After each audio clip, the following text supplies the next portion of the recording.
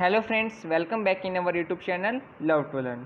तो दोस्तों, आज की इस वीडियो में हम लोग जनरल इकोनॉमिक्स के एक और इम्पोर्टेंट टॉपिक को कवर करेंगे, जैसे कि जिसमें हम लोग पढ़ेंगे demand, types of demand, determinants of demand. यानी कि डिमांड क्या होता है, टाइप्स ऑफ डिमांड क्या है और जो डिमांड है उनके डिटरमिनेंट्स क्या क्या हैं।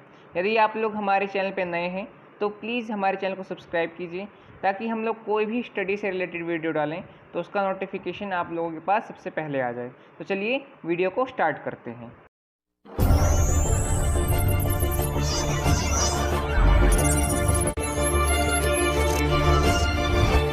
तो दोस्तों, सबसे पहले हम लोग बात करते हैं कि डिमांड क्या होता है। Demand is the quantity of A commodity that a consumer is willing and able to buy at each possible price during a given period of time.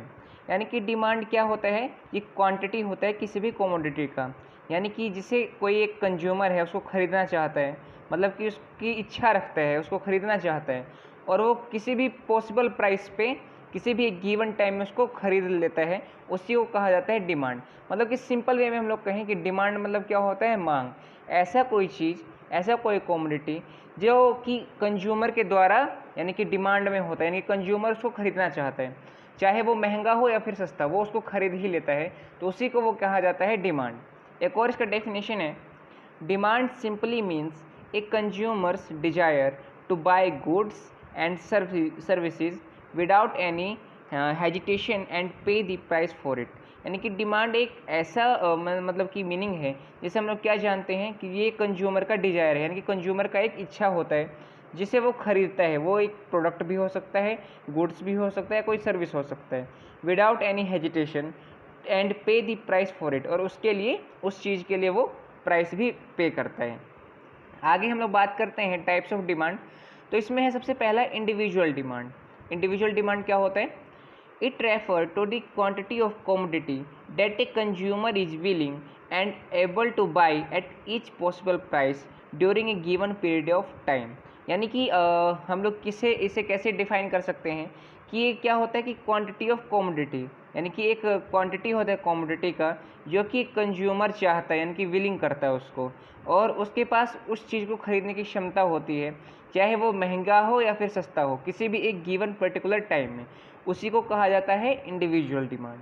Next है मार्केट डिमांड। ये क्या होता है, refer to the quantity of commodity that all consumers are willing and able to buy at each possible price during a given period of time.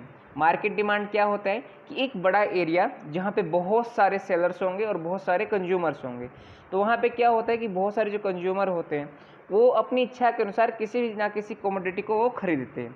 तो वो ऐसा area, वो ऐसा प्लेस जहाँ पे बहुत सारे कंज्यूमर क्या करें, अपनी इच्छा के अनुसार अपनी मनपसंद की वस्तुओं को खरीदें, और वो चाहे महंगी हो या फिर सस्ती, वो उसको खरीद ही लेते हैं किसी ना किसी पॉसिबल प्राइस पे during a given period of time. इसे कहा जाता है मार्केट डिमांड। तो हम लोगों ने दो टाइप की डिमांड पढ़े, वो क्या था, एक इंडिविजुअल डिमांड था और एक था मार्केट डिमांड। अब हम लोग बात करते हैं कि डिटरमिनेंट्स ऑफ डिमांड, यानी कि जो डिमांड है वो किसके ऊपर डिटरमिनेट करता है। ठीक है, तो इसमें पहला है price of the given commodity. Simple हम लोग मीनिंग समझ जाएंगे ऐसे ही कि price of the given commodity, यानी कि जो भी आपका कमोडिटी है उसका क्या प्राइस है, जो भी आप चीज़ खरीद रहे हैं उसका क्या प्राइस है। ठीक है, there exist an inverse relationship between price and quantity demanded. यानी कि यहाँ पे इनवर्स रिलेशनशिप है बिटवीन किस किस के, प्राइस हो गया और जो क्वांटिटी डिमांड किया गया है उसके बीच में। It means as price increases quantity demand fall due to decrease in the satisfaction level of the consumer. जैसे कि अब सिंपल ही बात है, हमारे देश में क्या है, ज़्यादातर लोग मीडियम फैमिली से बिलोंग करते हैं। यदि हम लोग क्या देखते हैं कि किसी भी कमोडिटी का प्राइस बढ़ जाता है तो उसका क्वांटिटी, यानी कि हम लोग उस चीज़ को खरीदना कम कर देते हैं। तो इसीलिए इन्वर्स रिलेशनशिप हो गया ना।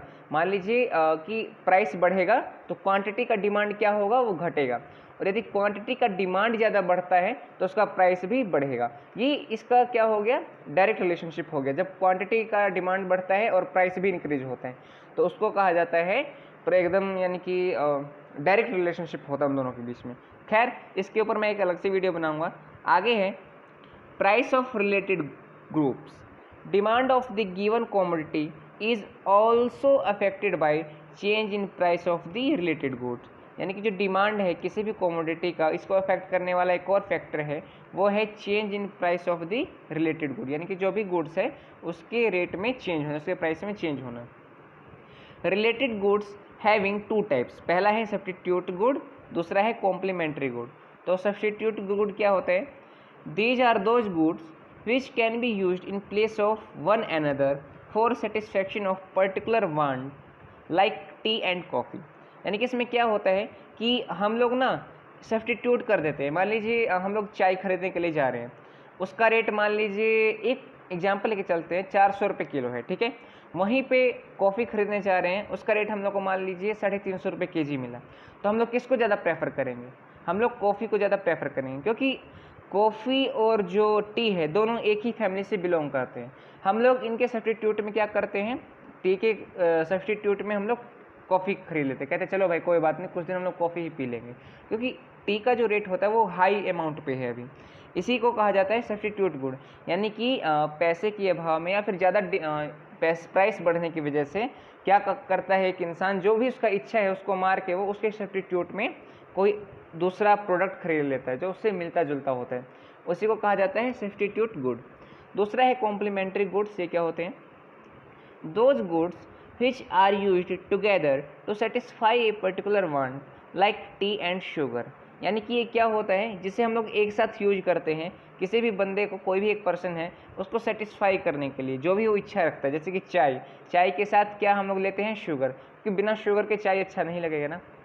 On increasing in the prices of complementary goods to a decrease in the demand for given commodity and vice versa. यानी कि जो कॉम्प्लीमेंट्री गुड्स है उसका, यानी कि जो प्राइस इंक्रीज हो जाता है तो उसका जो डिमांड होता है वो भी डिक्रीज हो जाता है, और ये एक दूसरे के विपरीत होता है। नेक्स्ट है इनकम ऑफ द कस्टमर। यानी कि जो भी कस्टमर है उसका income. When the income increases the number of goods demanded also increases and vice versa. यानी कि इनकम यदि बढ़ता है तो गुड्स का जो डिमांड है वो भी बढ़ेगा, यदि इनकम घटता है तो डिमांड भी घटेगा। आगे है taste and preference. Taste and the preference of the customer directly influence for a commodity. यानी कि कोई भी एक पर्सन है उसका क्या टेस्ट हो सकता है, दूसरे पर्सन का अलग टेस्ट हो सकते हैं, तो ये भी आपको डायरेक्टली इन्फ्लुएंस करता है किसी भी कॉमोडिटी के मतलब कि कॉमोडिटी को यूज करने में। नेक्स्ट है expectation of change in the price in future. If price of a certain commodity is expected to increase in near future, then people will buy more of that commodity than what they normal buy। यानी कि expectation होता है क्या कि मान लीजिए कहा जाता है ना कई बार, ये भाई आलू खरीद के रख लो, क्या पता है उसका रेट इंक्रीज हो जाए। भाई जल्द से जल्द इतना हम लोग कि देखते हैं ना कि फॉर एग्जांपल डेली लाइफ में पेट्रोल का रेट घटता बढ़ता रहता है, तो कई बार क्या होता है लोग खरीद के रख लेते हैं पेट्रोल एक्स्ट्रा कि भाई कभी भी रेट बढ़ सकता है। तो इसमें यही है कि कोई भी जो कमोडिटी है उसका प्राइस एक्सपेक्ट कर लिया जाता है कि वो इंक्रीज हो सकता है इन द फ्यूचर। तो इसलिए पीपल क्या करते हैं कि उसके रेट को बढ़ने से पहले से ही, यानी कि फ्यूचर के लिए उस चीज़ को स्टोर करके रख लेते हैं, उसी को कहा जाता है expectation of change in price in future. तो ये था कुछ आपको डिटर्मिनेंट्स ऑफ डिमांड। तो आज के इस लेक्चर में हम लोगों ने क्या क्या कवर किया कि डिमांड का डेफिनेशन क्या होता है, टाइप्स ऑफ डिमांड क्या होते हैं, और डिटर्मिनेंट्स ऑफ डिमांड क्या होते हैं। इन दी नेक्स्ट वीडियो हम लोग काइंड ऑफ डिमांड से कवर करेंगे कि काइंड ऑफ डिमांड में, जिसमें हम लोग आगे आगे बढ़ते जाएंगे तो डिफरेंट टाइप ऑफ लॉ पढ़ेंगे, यानी कि लॉ ऑफ मार्जिनल यूटिलिटी क्या होता है, law of marginal diminishing utility क्या होता है, तो ये सब चीज़ें कवर करेंगे। आई होप आप लोग को ये वीडियो अच्छा लगा होगा, और यदि आप लोग को ये वीडियो अच्छा लगा हो तो प्लीज़ हमारे चैनल को सब्सक्राइब कीजिए, लाइक कीजिए और शेयर करना प्लीज़ मत भूलिए। और साथ में एक और मैंने नया फीचर आप लोग के लिए डाल दिया है, मतलब कि यदि आप लोग हमारे टेलीग्राम ग्रुप को ज्वाइन नहीं कर पाते हैं तो मैंने व्हाट्सएप ग्रुप भी बनाया है, तो आप लोग हमारे व्हाट्सएप ग्रुप को ईजिली ज्वाइन कर सकते हैं।